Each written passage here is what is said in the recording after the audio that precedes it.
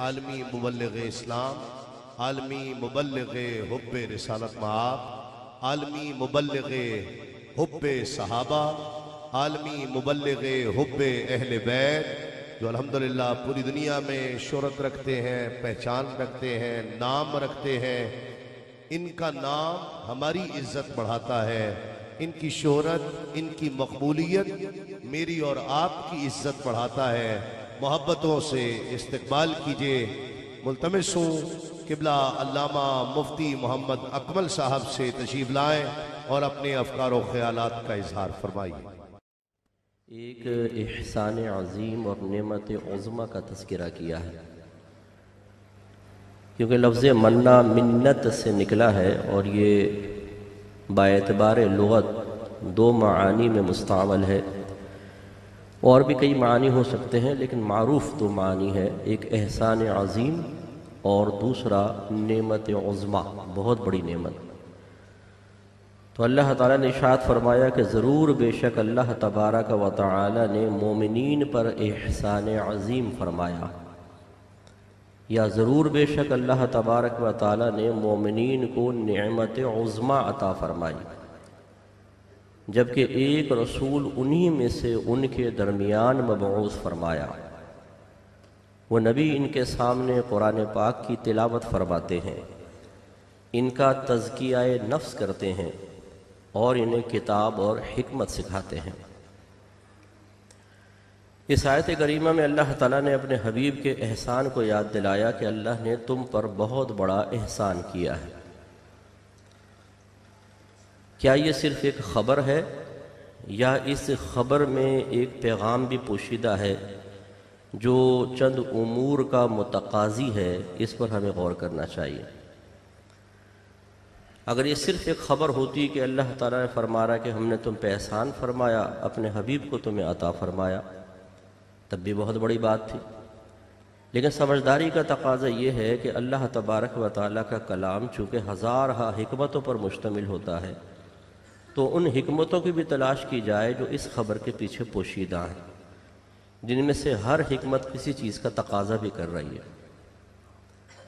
तो पहले हम पहलू एहसान को ले लेते हैं कि अल्लाह तबारक व तआला ने अपने हबीब करीम सल्लल्लाहु अलैहि वसल्लम की बिअसत मुबारका को एहसान अज़ीम करार दिया। ये किस एतबार से एहसान अज़ीम है वो भी मैं अर्ज़ करता हूँ, लेकिन थोड़ा सा गौर कीजिए कि हमें दुनियावी लिहाज से कोई भी नेमत मिलती है, हम उसे अल्लाह ताला का एहसान तसव्वुर करते हुए कुछ न कुछ ज़बानी ही सही इजहार तशक्कुर करते हैं। घर में बेटा पैदा हो जाए, मिठाइयाँ तकसीम होती हैं, अल्लाह तेरा बड़ा शुक्र है, 9 महीने इंतज़ार किया, पता चल गया बेटा पैदा हुआ है। कोई नौजवान इम्तिहान में पास हो गया, चाहे बूटियाँ लगा कर ही पास हुआ हो, लेकिन वो भी शुक्र अदा करता है कि अल्लाह तेरा बड़ा शुक्र है कि कारतूस काम कर गए। किसी की अच्छी जगह शादी हो जाती है, वो उस पर शुक्रगुजार होते हैं। बेटी की शादी हो गई, अल्लाह की बारगाह में कम से कम हाथ उठाकर शुक्र अदा किया जाता है। लेकिन मेरा ये अक्सर मुशाहिदा है कि अल्लाह तबारक व तआला ने हमारी तलब के बग़ैर फ़कत अपने करम से अपने अज़ीम तरीन नबी की उम्मत में पैदा फरमाया, हमें मुसलमान बनाया और अहले महब्बत में से रखा। लेकिन हमारी अक्सर दुआएं इन उमूर के बारे में, इन नेमतों के बारे में इजहार शुक्र से खाली होती हैं, अल्फाज तशक्कुर नहीं होते। ये मैं एक सोच और फ़िक्र आपको दे रहा हूँ। पिछले पूरे महीने की दुआओं को ज़रा आप टटोल कर देखिए। किसी एक दुआ में हमने यूँ कहा कि अल्लाह तेरा बड़ा शुक्र है कि तूने अपने हबीब की उम्मत में पैदा किया, तेरा बड़ा करम है कि तूने मुसलमान बनाया, और तेरी बड़ी नेमत है कि तूने आले मोहब्बत में से रखा। अल्लाह ताला हमें इसीलिए एहसान याद दिला रहा है कि इसका एहसास करो, इसलिए कि इसमें कोई इनकार नहीं कर सकता कि कायनात भर की तमाम नेमतें एक तरफ रख दें और नबी करीम सल्लल्लाहु अलैहि वसल्लम की उम्मत में मुसलमान और एक आशिक रसूल की हैसियत से पैदा हो जाना एक तरफ रख दें। खुदा की कसम, कायनात की कोई नेमत इन नेमतों के मुकाबले में नहीं हो सकती। इतनी बड़ी नेमत। आप गौर कीजिए, अगर अल्लाह ताला चाहता तो आपको मुझे किसी काफिर के घर में पैदा कर देता, हम किसी बुत परस्त के घर में पैदा होते, सारी ज़िंदगी बुत परस्ती करते रहते। किसी ईसाई के घर में होते, हज़रत ईसा अलैहिस्सलाम को अल्लाह का बेटा करार दे के शिर्क के मुर्तकिब होते। किसी यहूदी के घर में पैदा हो जाते तो उज़ैर अलैहिस्सलाम को अल्लाह का बेटा करार देकर इर्तिकाब शिर्क करते। किसी मजूसी के घर में पैदा होते तो आग की पूजा करते रहते। और फिर ये भी हो सकता था कि हमें उस घर में रहकर ऐसी चीज़ें हासिल होती रहती जो बतौर आजमाइश इस कदर पावरफुल होती कि कभी भी ईमान की तरफ आने का मौका ना मिलता। देखिए, इंडिया पाकिस्तान का क्रिकेट का मैच फाइनल हुआ, एक तरफ लोग सजदे में हैं, अल्लाह की बारगाह में मन्नतें मान रहे हैं, दुआएं कर रहे हैं, साहिब ईमान हैं, वस्फ़ ईमान से मुत्तसिफ हैं। दूसरी तरफ कुछ लोग बुतों के सामने झुके हुए हैं, उनसे कह रहे हैं अगर हम जीत गए तो इतना इतना प्रसाद देंगे और इतनी भेंटें चढ़ाएंगे। जीता कौन? हम हार गए, दूसरा जीत गया। अब आप बताइए, जब वो जीतेगा तो उसका ईमान कुफ्र पर पुख्ता होगा या कमज़ोर होगा? पुख्ता होगा ना। ये अल्लाह की कितनी बड़ी आजमाइश कि काफिर के घर में पैदा करके उसके लिए ऐसे असबाब भी मुहैया कर दिए जो उसे कुफ्र पर पुख्ता करें। अगरचे अल्लाह ताला की रिज़ा ये नहीं है, लेकिन उसके लिए एक इम्तिहान और आजमाइश। तो अगर आप और मैं किसी खुदा न खास्ता काफिर के घर में पैदा होते और इसी तरह दुनियावी कामयाबियाँ हमारे कदम चूमती रहती, तो क्या हम कुफ्र पे पुख्ता ना होते? और फिर इसी तरह जब हमें कुफ्र पर कायम रहकर मौत आती तो फिर हमारा अंजाम आखिरत में बड़ा दर्दनाक था। इसी तरीके से अगर अल्लाह ताला चाहता किसी और नबी की उम्मत में पैदा फरमा देता, चाहे मुवाहिद की हैसियत से ही हम वहाँ पर होते, लेकिन जो सादतें इस उम्मत को मिलने वाली हैं वो सादतें तो हासिल ना होती। और अल्लाह ताला अगर चाहता तो अपने अदल व इंसाफ से इसी उम्मत में पैदा फरमाता, नाम के मुसलमान भी होते लेकिन तबीयत में वो कजी, वो कमी, वो कोताही और वो फसाद रख देता कि जब भी कुरान पढ़ें और हदीस पढ़ें तो नबी करीम सल्लल्लाहु अलैहि वसल्लम की ज़ात में कोई नक्स तलाश करें। ऐसा भी अल्लाह ताला पैदा कर सकता था। लेकिन कुर्बान जाइए नबी करीम सल्लल्लाहु अलैहि वसल्लम के कदमों के सदक़े में कि अल्लाह तबारक व तआला ने जब हमें आलम होश से नवाजा तो मालूम हुआ एक मुसलमान घराने में पैदा हुए हैं। ये मुसलमान घराना नबी की उम्मत में से है और अल्लाह ताला ने हमें अहले मोहब्बत में से रखा है। हमने तलब तो नहीं किया था ना, बगैर तलब की अल्लाह ने नेमत उज़्मा अता फरमा दी और दुनिया और आखिरत में बेशुमार इनामात से मुज़य्यन फरमा दिया। पिछली कौमें जब कोई गुनाह करती थी तो उन पर सख्त तरीन अज़ाबात नाजिल होते। किसी पे पत्थर बरसे हैं, किसी पर अंगारे बरसे हैं, किसी को ज़मीन में धंसा दिया गया, किसी को दरिया में गर्क किया गया, किसी को बंदर और सूअर की शक्ल में मस कर दिया गया।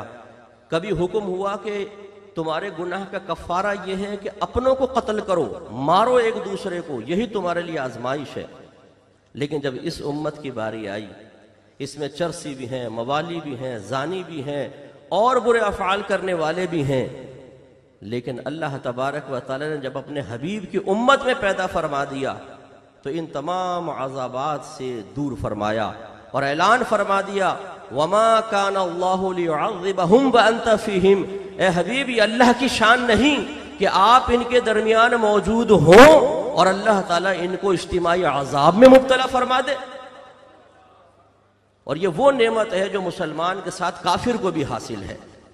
मेरे आका का ये एहसान सिर्फ मुसलमानों तक महदूद नहीं, काफिर भी ताहयात कुफ्र में मुब्तला रहे, इज्तिमाई अजाब में कभी भी मुब्तला नहीं किया जाएगा।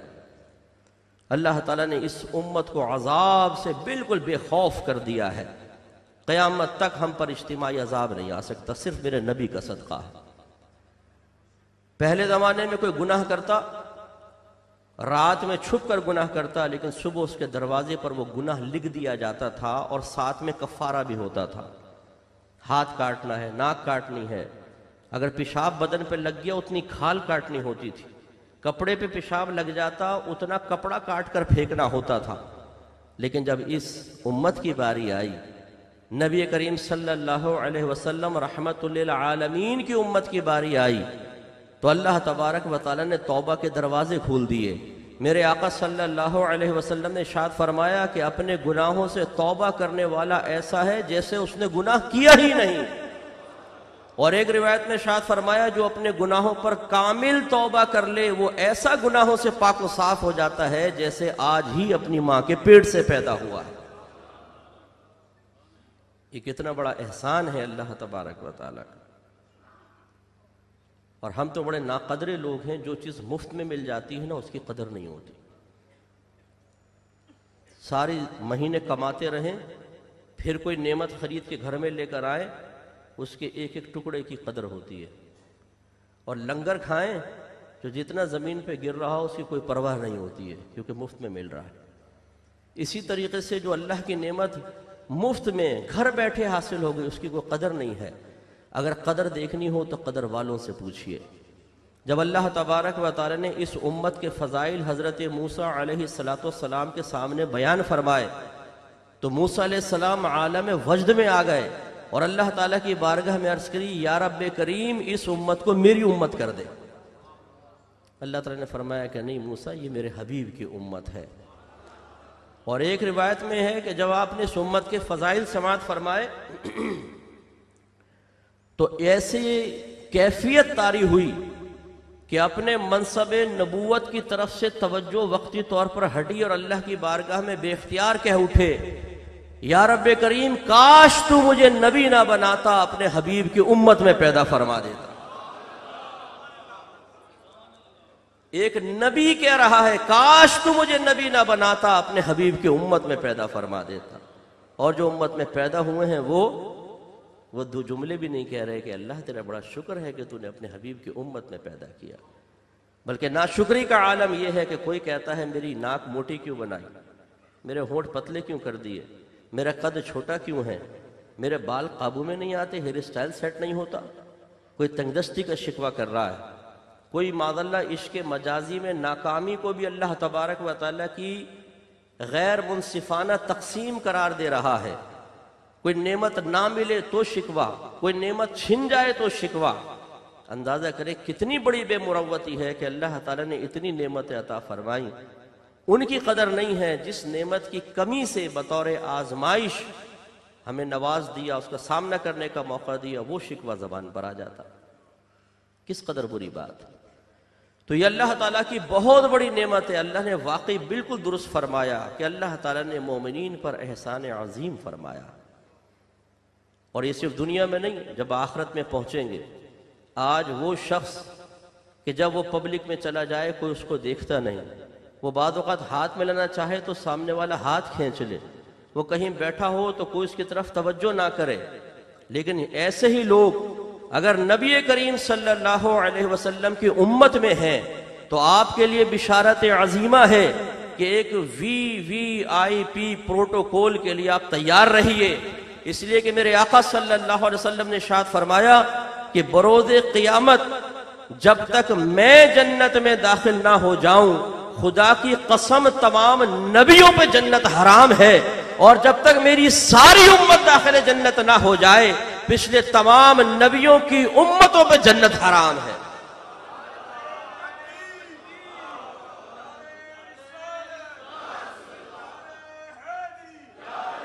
आप जरा चश्मे तस्वुर से देखिए, आदम अलैहिस्सलाम से लेकर क़यामत तक आने वाली तमाम मखलूक वहां जमा होगी। ऐसे में निदा होगी रास्ता दो, इसलिए कि उम्मत महबूब जन्नत में जाने वाली है। क्या शान होगी, क्या प्रोटोकॉल होगा, कैसा अल्लाह तबारक व तआला की तरफ से इस्तकबाल होगा। जिसने नबी की शान पहले ना देखी वो भी देखेगा, जो सरकार के जमाने में था शान को पहचान ना सका वो भी देखेगा, और जो क़यामत तक आया और नबी करीम पर तनकीस और तनकीद का पहलू कोई ना छोड़ा, वो भी कहने पे मजबूर होगा कि आज अगर किसी की शान है तो वो हबीब किबरिया की शान है। मौलाना हसन रजा खान साहब फरमाते हैं फकत इतना सबब है इन इकादे बज़्म महशर का कि उनकी शान महबूबी दिखाई जाने वाली है।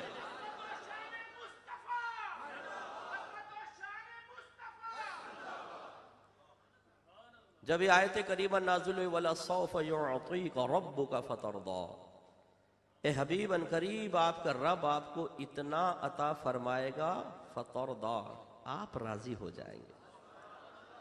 सारी कायनात अल्लाह तबारक व तआला की रिजा के हुसूल की मुतमन्नी, एक एक नबी ये चाहता है कि अल्लाह ताला की रिजा हासिल हो जाए, लेकिन हबीब जब सामने है तो अल्लाह ताला खुद फरमा रहा है हबीब अनकरीब इतना अता फरमाऊंगा आप राजी हो जाएंगे।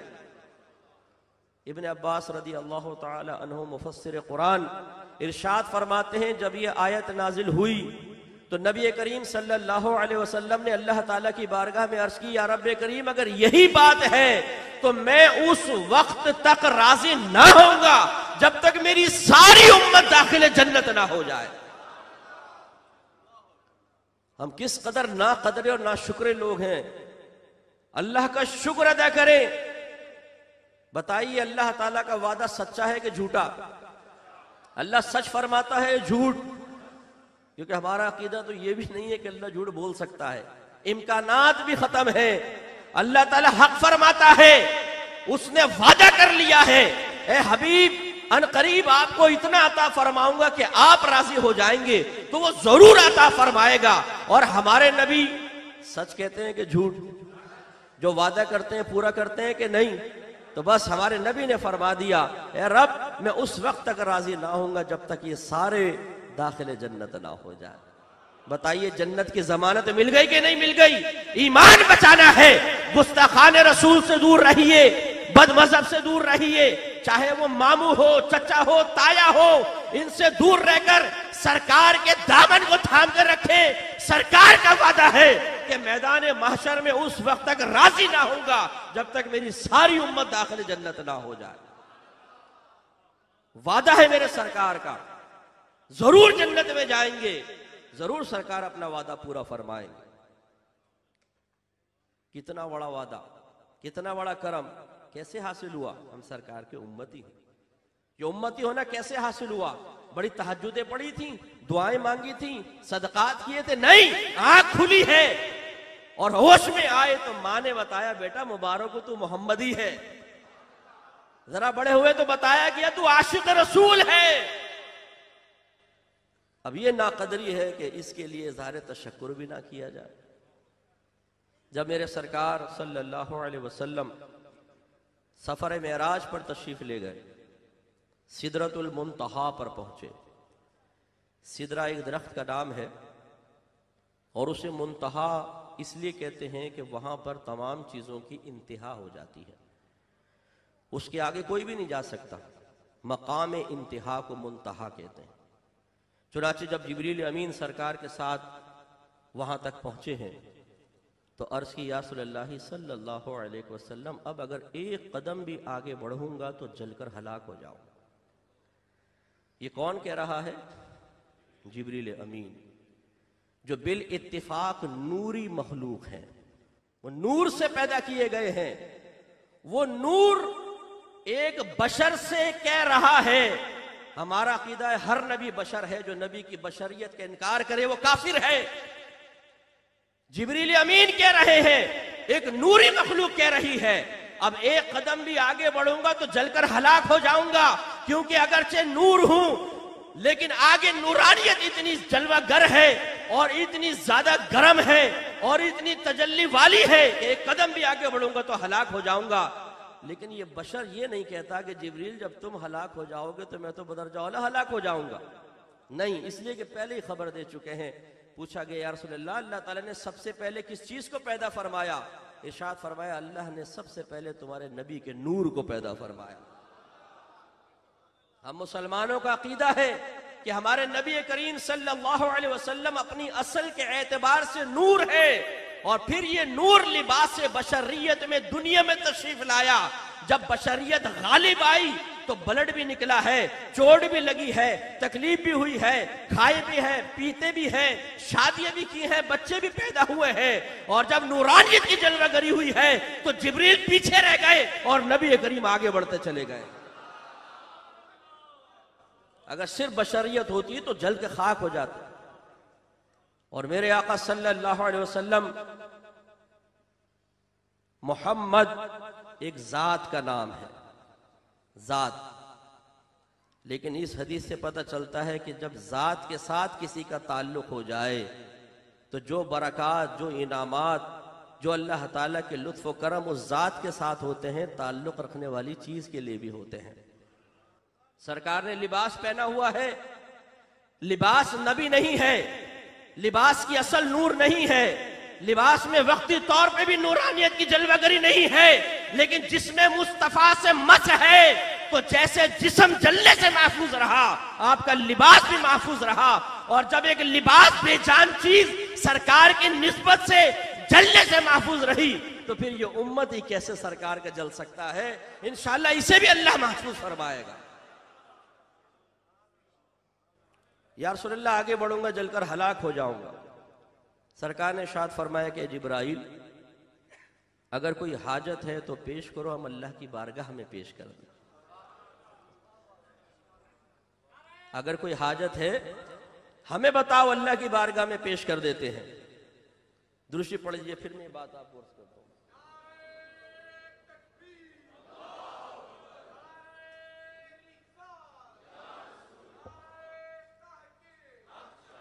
जरा गौर फरमाए, इब्राहीम अलैहिस्सलाम है, मिनजनीक पर बांध दिए गए हैं, जो पत्थर फेंकने की मशीन होती थी। और नमरूद का इरादा है कि आपको आग में डालकर भस्म कर दिया जाए। मिनजनीक पे बंधे हुए हैं इब्राहीम खलीलुल्लाह। यही जिब्रील अमीन वहां आते हैं और कहते हैं कि ए इब्राहीम, अगर कोई हाजत है तो हमें बताएं, मैं अल्लाह की बारगाह में पेश कर दूं। हजरत इब्राहीम अलैहिस्सलाम ने जवाब दिया, हस्बी अल्लाह व निअमल वकील, मेरा अल्लाह काफी है, वो बहुत बड़ा कारसाज है। जरा तवज्जो रखिए, इस तरफ है अल्लाह के खलील, यहां है अल्लाह के हबीब। जिब्राइल यहां भी है, जिब्राइल यहां भी है, लेकिन यहां जिब्राइल कह रहे हैं अगर कोई हाजत है मुझे बताएं, मैं अल्लाह की बारगाह में पेश कर दूं। और यहां अल्लाह के हबीब कह रहे हैं कि जिब्राइल तुम्हारी कोई हाजत है मुझे बताओ, मैं अल्लाह की बारगाह में पेश कर दूं। यह शान है मेरे आका की, और हम उसी नबी के उम्मती हैं। अब वज्द में झूम जाइए। जिब्रील अमीन ने जवाब में यह नहीं कहा कि या रसूलल्लाह जन्नत में 500 गज का प्लॉट मिल जाए, दराजात और बुलंद हो जाएं, अल्लाह का मजीद कुर्ब हासिल हो जाए, अल्लाह ताला मुझे दायमी नेमत अता फरमाए। नहीं, इजहार तमन्ना किया, या रसूलल्लाह फकत ये तमन्ना है कि अल्लाह तबारक व तआला बरोज़ क़यामत मुझे ये तौफीक अता फरमाए कि जब आपकी उम्मत पुल सिरात पार करने लगे तो मैं अपने पर बिछा दूं और आपकी उम्मत उस परों से गुजरती हुई दाखिल जन्नत हो जाए।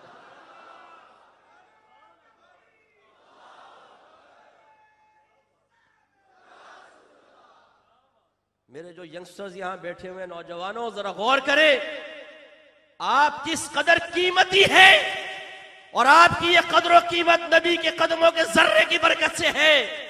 जिब्रील अमीन जो तमाम फरिश्तों के रसूल और सरदार, हर अल्लाह के नबी के पास वही लाने वाला फरिश्ता, जिसको अल्लाह कुरान में रूहुल कुदुस के लक़ब से याद फरमाए, बाइज्जत फरिश्ता जिसको नामूस कहा गया, वो फरिश्ता तमन्ना कर रहा है कि मैदान महशर में जब आपके उम्मती आए, उनमें चरसी हो, मवाली हो, नमाजी बेनमाजी हो, माँ बाप के नाफरमान हो, गुनाहगार हो, लेकिन अल्लाह की बारगाह से मग़फ़िरत का परवाना लाए हो, तो मैं उनके लिए ये प्रोटोकॉल फराहम करूंगा, पर बिछाऊंगा और वो परों से गुजरते हुए दाखिल जन्नत हो जाए।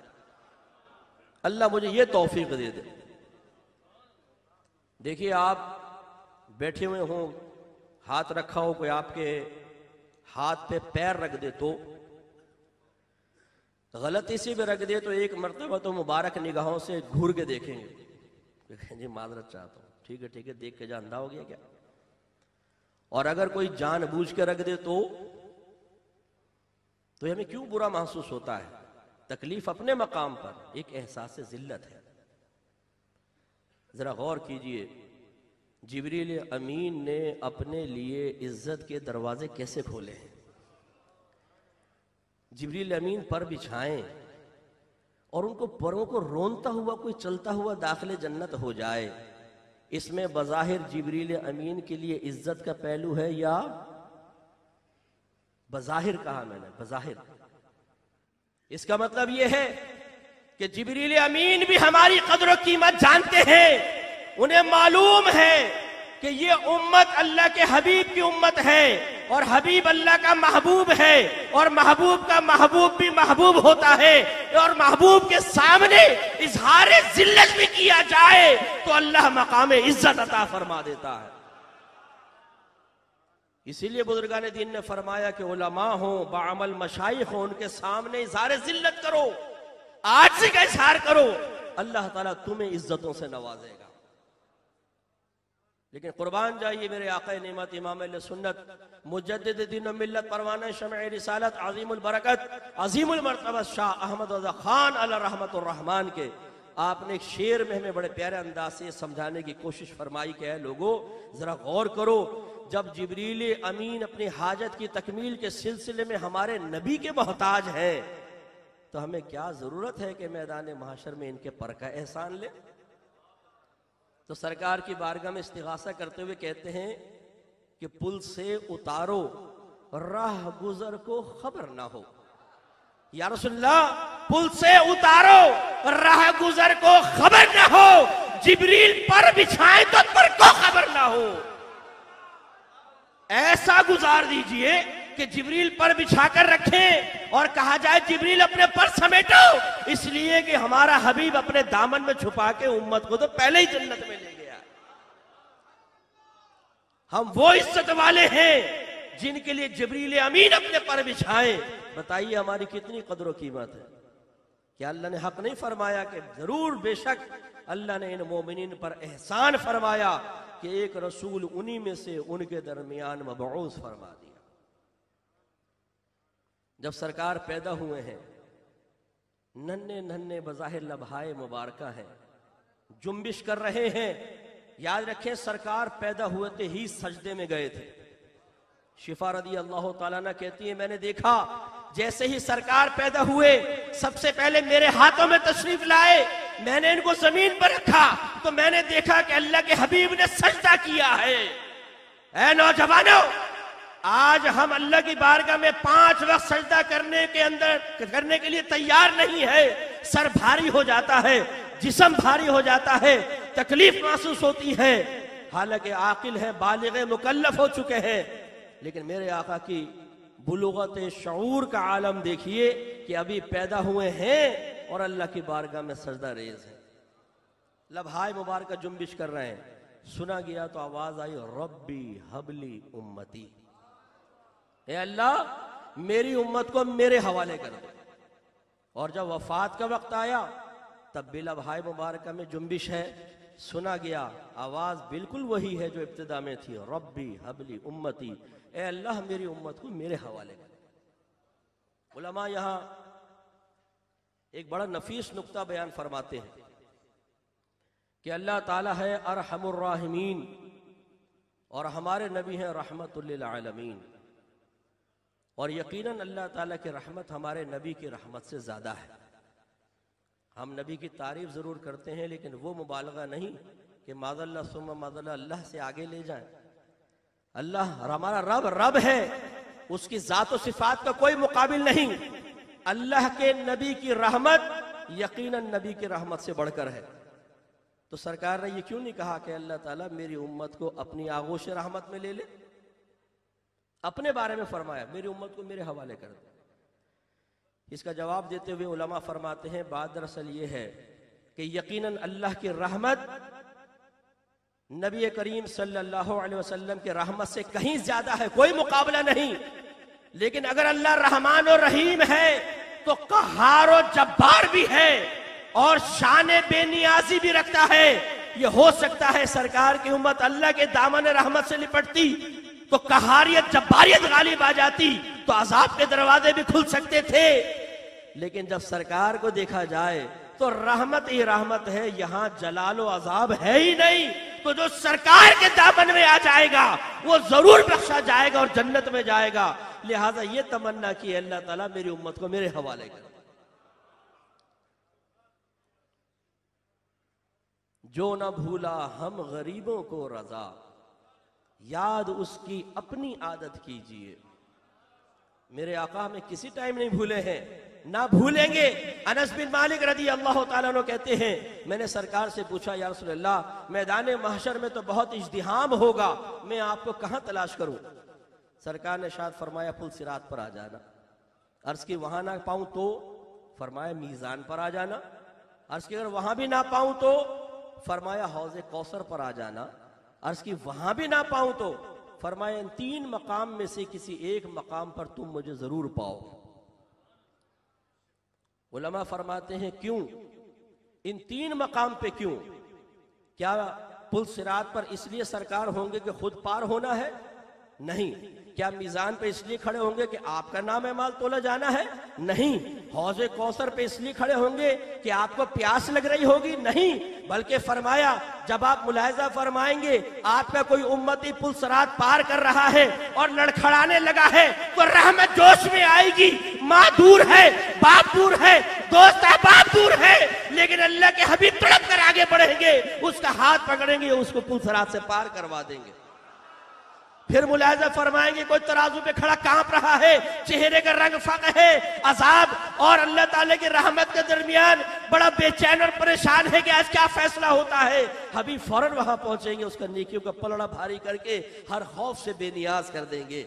और जब किसी को देखेंगे कि उसकी प्यास जबान से मुंह से बाहर आ रही है, जबान बाहर आ रही है, प्यास की वजह से लटकी हुई है, सरकार फौरन लपक कर आएंगे, अपने नूरानी हाथों से हौज़े कौसर के छलकते हुए जाम पिलाकर हमेशा के लिए उसकी प्यास बुझा देंगे।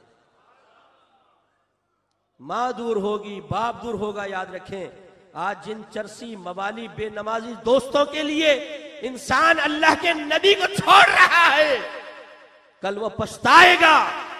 अगर कोई काम आएंगे तो मेरे आका मेरे हबीब काम आएंगे। आखिरी बात अर्ज करके फिर बयान खत्म करो।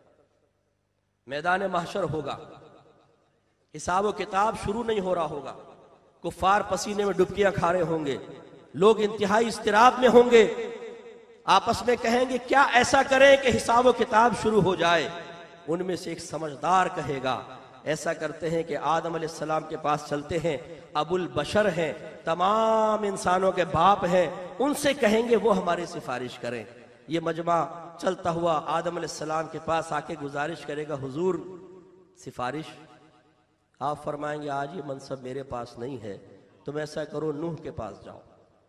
यही फरियाद नूह अलैहिस्सलाम के सामने होगी, वो भी इजहार आर्जी फरमाएंगे और कहेंगे कि आप इब्राहिम अलैहिस्सलाम के पास जाएं। वहां से भी ये जवाब मिलेगा और मूसा अलैहिस्सलाम की राह दिखाई जाएगी। मूसा अलैहिस्सलाम भी यही इजहार फरमाएंगे और ईसा अलैहिस्सलाम का रास्ता दिखाएंगे।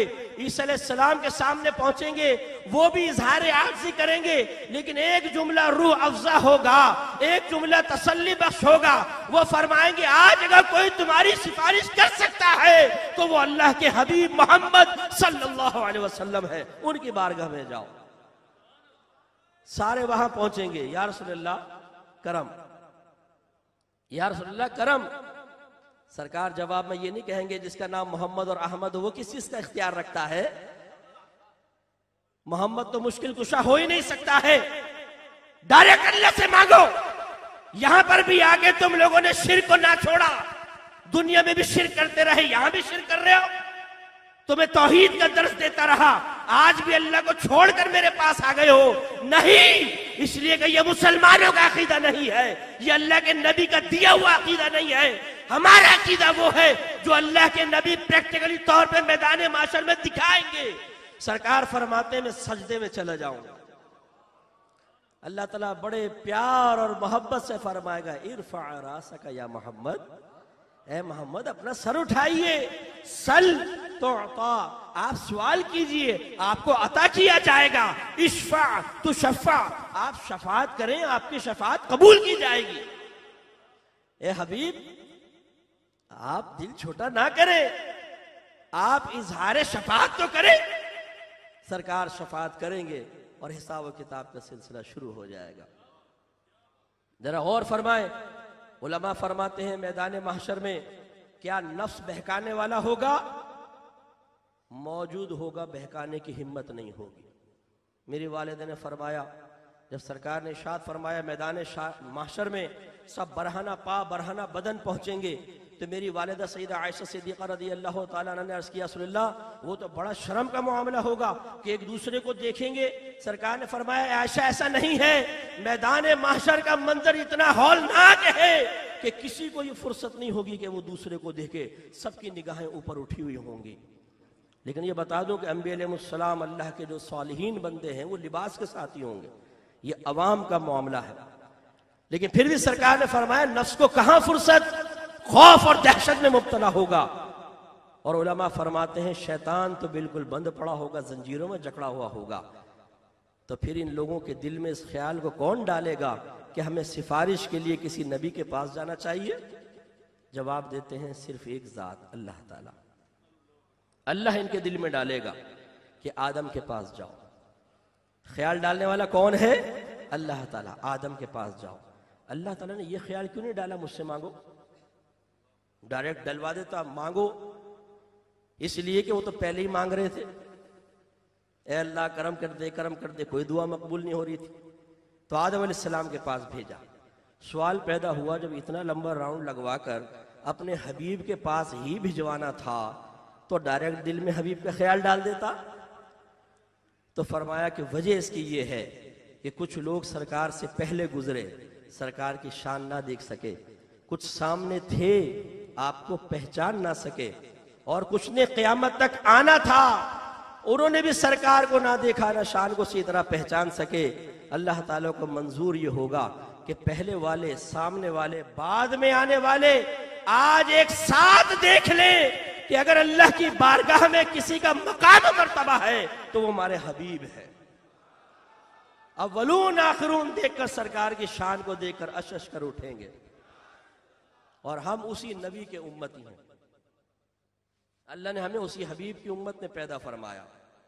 और जरा गौर करें मेरे नौजवानों, जो ये कहते हैं कि मुफ्ती साहब इतने सारे स्कूल ऑफ थॉट्स बन चुके हैं, इतने सारे मकातिब फिक्र हैं, कौन हक पर है, कौन सही है, कौन गलत है, कुछ समझ में नहीं आता। मेरे भोले भाइयों, सब कुछ समझ में उस वक्त आएगा जब आप कुरान और हदीस को पढ़ेंगे।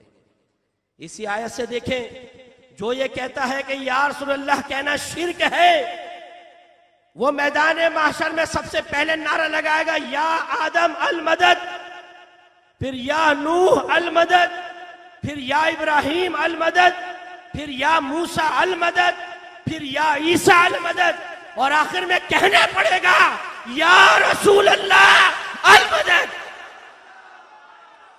और सरकार जवाब में मदद फरमाएंगे।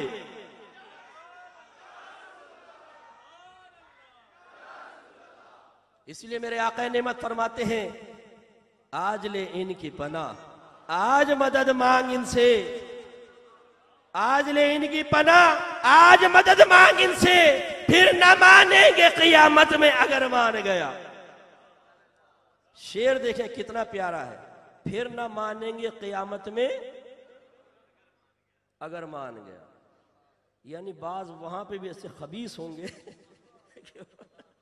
वहां भी नहीं मानेंगे। इसलिए फरमाया अगर मान गया, अगर मान गया तो तुझे फिर भी फायदा नहीं होगा, क्योंकि मैदान माशर में जाके कुछ नहीं होगा। दुनिया में ले लो, सरकार के दामन से वाबस्तगी अल्लाह ने दी है तो इसकी कदर करें। ये दामन हाथ में आसानी से आ गया, लेकिन पकड़ा जाना बड़ा मुश्किल है, बाद वक़्त हाथ से निकल जाया करता है। इसलिए नौजवानों, खबरदार किसी गुस्ताख रसूल के साथ अपना ताल्लुक ना कायम करें। जब मेरे आका ने ऐलान नबूवत फरमाया, सहाबे किराम से फरमाया अपने आबा व अजदाद के अकीदों को छोड़ दो, वो गलत अकीदे हैं। चाहे तुम्हारा मामू हो, चचा हो, ताया हो, फूफा हो, दादा हो, नाना हो, छोड़ दो, अल्लाह के पास आओ, मेरे दामन से वाबस्ता हो जाओ। सोचिए अगर अभी यहां पे कोई खड़े होकर कहे तुम सबका अकीदा गलत है, मेरे अकीदे पर आ जाओ, तो किस कदर मुश्किल मामला होगा। क्या हम उसकी बात मान लेंगे? हम उसे कौन कौन सी सजाएं देना पसंद करेंगे और क्या कुछ उसके साथ नहीं करेंगे? अंदाजा करें, सरकार ने फरमाया तुम सबके अकीदत ठीक नहीं है, इन अकायद पर आ जाओ। सहाबा किराम ने ना बाप देखा, ना माँ देखी, ना खानदान देखा, ना बिरादरी देखी, लब्बैक या रसूलल्लाह कहकर दामन से वाबस्ता हो गया। फिर सरकार ने फरमाया हिजरत करो, जिन गलियों में बचपन गुजरा है छोड़ दो, जो बागात खजूरों के दरख्तों से और खजूरों से लदे हुए हैं मुज़य्यन, उन्हें तर्क कर दो, मीठे पानी के चश्मे छोड़ दो, जो यादें दिल को तड़पा देती हैं उन यादों को फरामोश कर दो, बिरादरी छोड़ो, माँ बाप छोड़ो, सब छोड़ दो, कारोबार बंद करो और निकलो मदीना मुनव्वरा की तरफ। सहाबे कराम ने कहा लब्बैक या रसूलल्लाह, हम हाजिर हैं। आका का हुक्म आ गया, मजाल नहीं कि कोई बाप की मोहब्बत बीच में आ जाए, माल की मोहब्बत बीच में आए, वतन की मोहब्बत बीच में आए। इसलिए कि जब सरकार का दामन थाम लिया तो बस अब और किसी दामन की जरूरत नहीं है। सरकार मदीने पहुंचे, मुआशी तवाजुन कायम करने के लिए अंसार सहाबा से फरमाया अपने एक मुहाजिर भाई को अपना दोस्त बनाओ, अपना भाई बनाओ और अपना आधा माल उसको दे दो। जरा सोचिए, अगर कुछ लोग माइग्रेट करके किसी मुल्क से आपके पास आ जाएं और आपकी गवर्नमेंट कहे आधा माल इसको दे दो, 2 करोड़ है तो 1 करोड़ दो, 4 मकान है तो 2 मकान इसके नाम कर दो, 4 दुकानें हैं तो 2 दुकानें इसको दे दो, हमारी जेब से तो 500 का नोट भी नहीं निकलेगा। आधा देना तो दूर की बात है। अंसार से जब सरकार ने फरमाया, पेशानी पे लकीर नहीं आई। खलवत में आपस में यूं नहीं कहा कि एक तो हमने यहां पे पनाह दी है, इनकी वजह से सबकी दुश्मनियां मोल ले ली हैं, अब आधा माल भी दे दे। नहीं, सरकार ने फरमाया आधा माल दो। लब्बैक या रसूलल्लाह कह के अपने माल सरकार के कदमों में डाल दिए, क्योंकि मालूम था कि सरकार के कदम मिल गया तो दुनिया का माल तो क्या, जन्नत भी कदमों में आ जाएगी। तो मेरे नौजवानों जरा गौर करें कि सहाबा किराम की मोहब्बत देखें। जब सरकार ने फरमाया सब कुछ कुर्बान कर दिया, और एक हम हैं कि जब समझाया जाए कि फुला गुस्ताख है उसके साथ राब्ता ना रखो, हम कहते हैं क्या करें, क्लास फेलो है, क्या करें, बिजनेस पार्टनर है, क्या करें जी, मामू है, चचा है, ताया है, फूफा है, बिरादरी है, रिश्ते भी तो निभाने पड़ते हैं मुफ्ती साहब। ये फिर मैदान महशर बताएगा, जब गुस्ताखान रसूल कुफार से ज्यादा बदतर दर्जे में खड़े होंगे और आशिकान रसूल एक तरफ खड़े होकर मुबारक और पुरनूर चेहरों के साथ मुस्कुरा रहे होंगे और सरकार उन्हें देख देख के मुस्कुरा रहे होंगे। उस वक्त देखेंगे कि मामा काम आएगा कि सरकार, चाचा काम आएगा या सरकार, दोस्त काम आएगा या सरकार, बिजनेस पार्टनर काम आएगा या सरकार काम आएंगे। वहां अगर कोई सिफारिश करेगा तो मेरे आका सीने से लगाएंगे, ये गुस्ताख किस्म के लोग नहीं लगाएंगे। इसलिए मैं बगैर किसी का नाम लिए आपको एक इम्तिहान में मुब्तला करता हूं कि आप अपने अतराफ में देखें कौन रिश्तेदार ऐसा है जो मेरे आका की शान में गुस्ताखियां करता है, सहाबा किराम की शान में गुस्ताखी करता है, हक पर कायम मुसलमानों को मुशरिक और बिदती करार देता है। अपना दामन छुड़ाए उनके साथ, वरना कुछ पता नहीं कि आपका ईमान कब आपके हाथ से निकल जाए। इस एहसान को तस्लीम करें जो अल्लाह ने आपको दिया और फिर उसकी कदर भी करें। अब आखिर में बस 2-5 मिनट में मैं अपने एक अहम पैगाम को आपके सामने पेश करना चाहता हूं कि देखिए, जब कोई मोहसिन होता है, कोई हम पर एहसान करता है, तो कुछ उस एहसान के तकाजे भी होते हैं। मिसाल के तौर पर किसी ने बुरे वक्त में आपकी लाखों रुपए की मदद कर दी, आप जेल में जाने वाले थे, उसने छुड़वा दिया, आप दिवालिया होने वाले थे, उसने दोबारा पांवों पे खड़ा कर दिया। इस एहसान का कुछ तकाजा तो है। माँ बाप एहसान करते हैं, उनके एहसान के जवाब में कुछ ना कुछ तो हमें करना होता है ना। कम से कम इतना तो होता है कि अगर मोहसिन एहसान करने वाला कुछ हमारे सामने अपनी डिमांड पेश करे, रिक्वेस्ट पेश करे, तो हम उसको कबूल करें। अगर वो अपना कोई काम कहे तो हम कहेंगे यार मोहसिन आदमी, इसने बड़े एहसान किए, चलो मान लेते। एहसान का तकाजा है कि कोई ऐसा काम ना करे जिससे आपके मोहसिन की दिल आजारी हो, उसका दिल टूटे। मानेंगे कि नहीं मानेंगे? अब मेरे आका सल्लल्लाहु अलैहि वसल्लम के इतने एहसानात जिनको शुमार नहीं कर सकते, और इतने होने वाले हैं जिनका एहसान नामुमकिन है, उस नबी के एहसान के जवाब में भी तो कुछ करना चाहिए था कि नहीं। लेकिन अफसोस होता है कि अपने आप को आशिक रसूल कहें और नबी का कहना ना माने, नबी का हुक्म ना माने, सरकार के अहकाम सामने आए तो नजरें चुराना शुरू कर दें, सरकार का हुक्म पता चले तो दिल इतना बड़ा था इतना सा हो जाए, दिल में नापसंदीदगी पैदा हो जाए, सरकार का हुक्म बताने वाला सामने से आ रहा हो तो दोस्त को कौन ही मारे, बे मौलवी आ रहा निकल ले, नमाज का बोलेगा, रोजे का बोलेगा, भाग जाओ यहां से। ये हम लोगों की हालत है। सरकार हमारे गम में रोए, अल्लाह की बारगाह में फरियादें इल्तिजाएं करे, और ये उम्मती आपके लिए खुशी का सबब नहीं बल्कि कल्बी रंज और सदमे का सबब बन जाए। क्या यही एहसानात का बदला होता है? माँ बाप अगर सारी जिंदगी एहसान करें और बेटा जवान होने के बाद माँ बाप को छोड़कर चला जाए, उनका कहना ना माने, तो लोग कहते हैं बड़ा बेमुरव्वत है, इसकी आंखों में डैश डैश है। वो समझ जाए आप, देखो माँ बाप को छोड़कर चला गया, क्या माँ बाप के एहसानात का यही बदला है? तो मेरे भाइयों जरा गौर करें, जो मैंने एहसानात के तस्करे किए इनकी रोशनी में अपने रवैये और अपने मामूलात को टटोल कर और तराजू में तोल कर देखें कि क्या हम सरकार के एहसान के जवाब में वो तर्ज अमल इख्तियार कर रहे हैं कि जो एक मोहसिन के साथ मुआमला इख्तियार करना चाहिए। जवाब मिलेगा नहीं। हम सिर्फ जबानी नारों तक अपने आप को महदूद कर चुके हैं, नारे बड़े बड़े लगाएंगे, ऐसे मामूलात इख्तियार करेंगे जिनका हुक्म नहीं, मना भी नहीं लेकिन हुक्म भी नहीं, वो कर लेंगे। लेकिन जहां सरकार का सराहतन हुक्म आएगा वहां टाल मटोल से काम लेना शुरू कर देंगे। कौन नबी का कहना माने?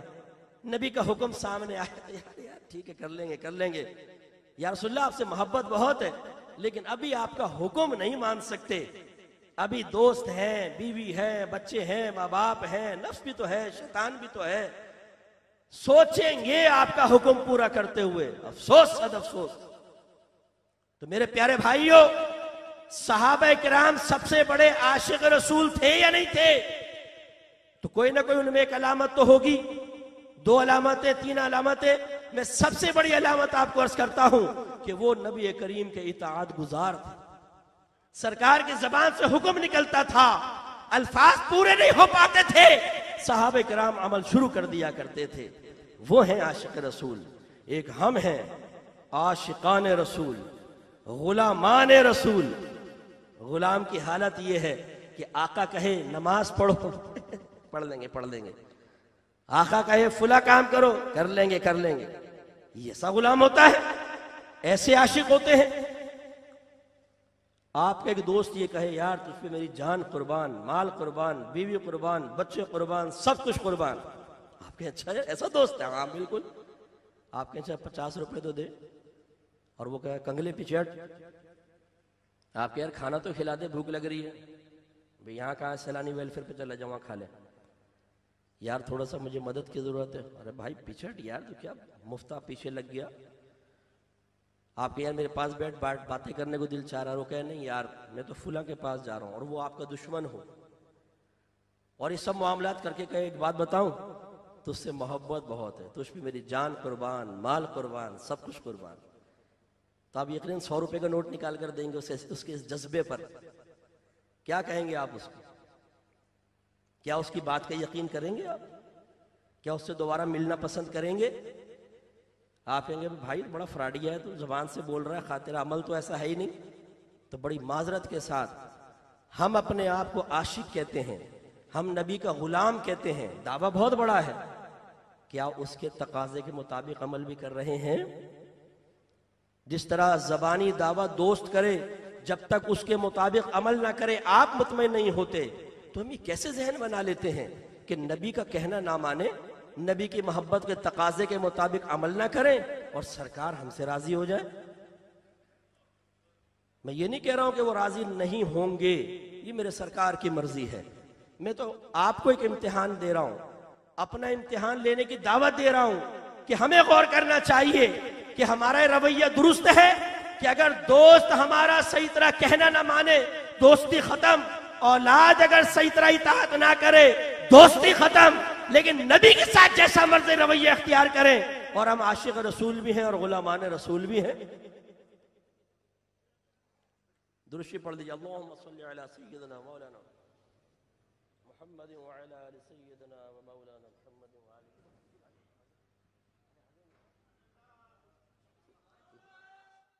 जरा गौर कीजिए, हम गुलामान रसूल होने का दावा करते हैं, हम आशिकान रसूल होने का दावा करते हैं, तो इस दावे के तकाजे के मुताबिक अमल भी तो होना चाहिए। तो बस मैं आपको दावत फिक्र देता हूं कि ये नारा जरूर लगाएं, गुलामी रसूल में, मजा नहीं आया, गुलामी रसूल में।